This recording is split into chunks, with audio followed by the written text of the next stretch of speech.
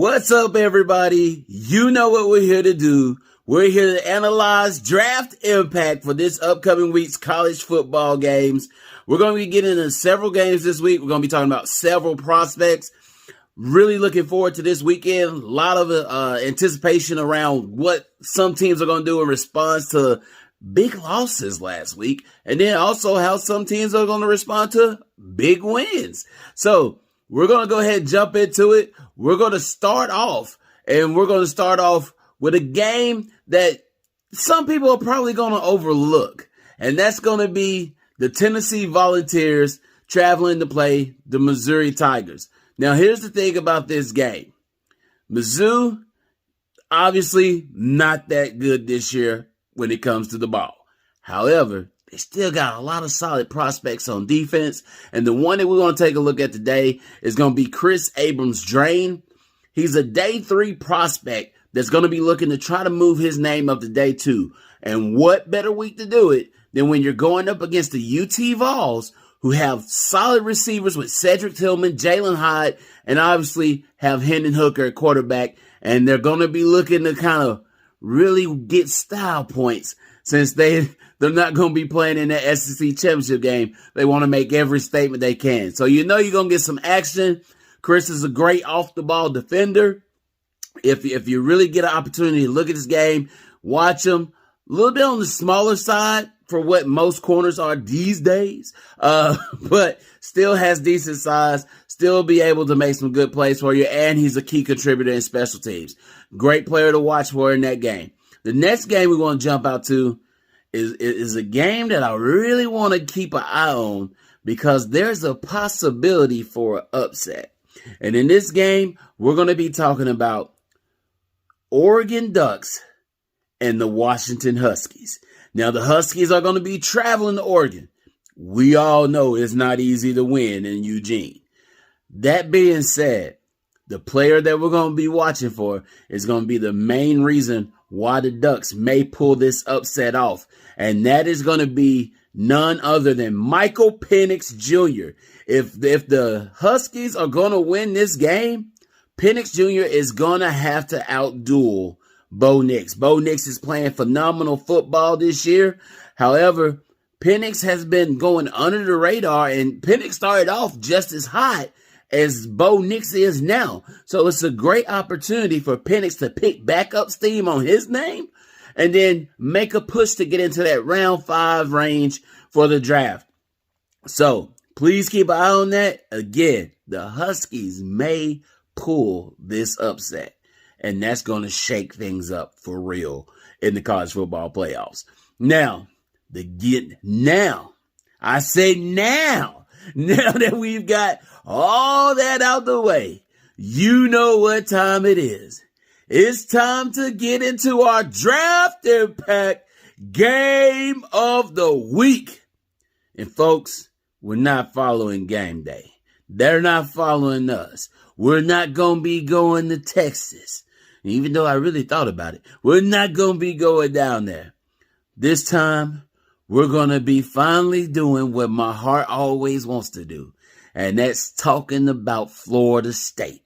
Because we're going to be looking at the Florida State Seminoles, who will be going up to the Carrier Dome and battling the Syracuse Orangemen, who could possibly be getting their starting quarterback back, which has been a big factor into some of these losses here of late. It'll be good for them to have him back. But the player we're going to be watching for is not a Seminole. It's not Sean Tucker. It's not a Rondé Gotson Jr. No, it's none of these people. I'm in the trenches with you. We're talking about Matthew Bergeron, offensive tackle, left tackle to be specific for the Orangemen. People, I've been harping this man's name since the preseason. Finally, some people are also recognizing what I see when I play the position. And what I'm seeing is a tackle that attacks the game from the right perspective. You know, you hear all the time, you got to have good hands, you got to have good feet. All true. But the number one thing any dominant offensive tackle, especially left tackle, has to have So we got to have those eyes, baby. We got to have vision. And that's vision pre-snap, during the snap, all that.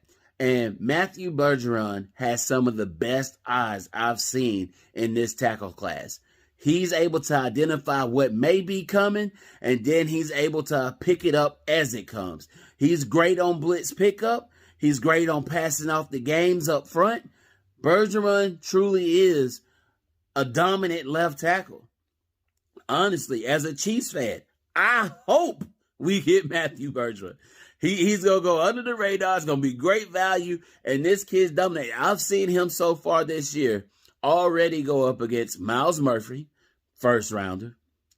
Held his own, more than held his own if you ask a few people. Because I'm not going to give you just my opinion. There's other people out there that's telling you he's more than holding his own against these people. Went up against Foskey with Notre Dame. Held his own. More than held his own is what I was told, but I'm going to go with the held his own. That's a first rounder. And this week, he gets to battle against a man by the name of Jared Verse, who's now gaining steam and becoming projected to be also, guess what? A first rounder, back end of the first round. So this will be his third opportunity to go up against a first rounder.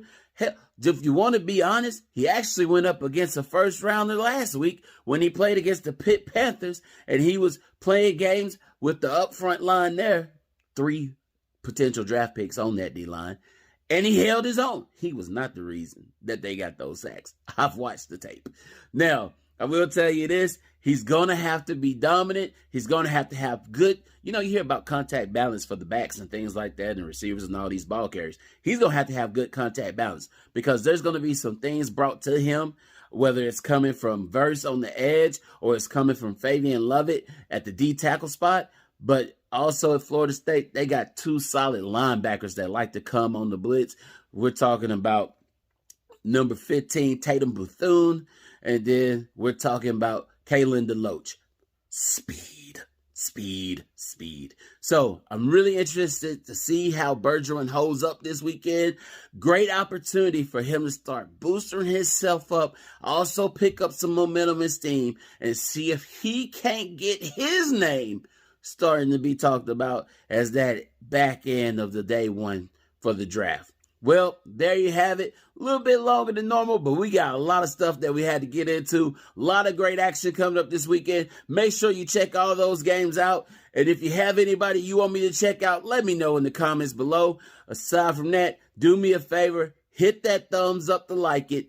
Then I need you to go ahead and click to subscribe and then turn on those notifications so you don't miss any of this valuable information. Folks, thank you again. Enjoy your week and enjoy that weekend of college football.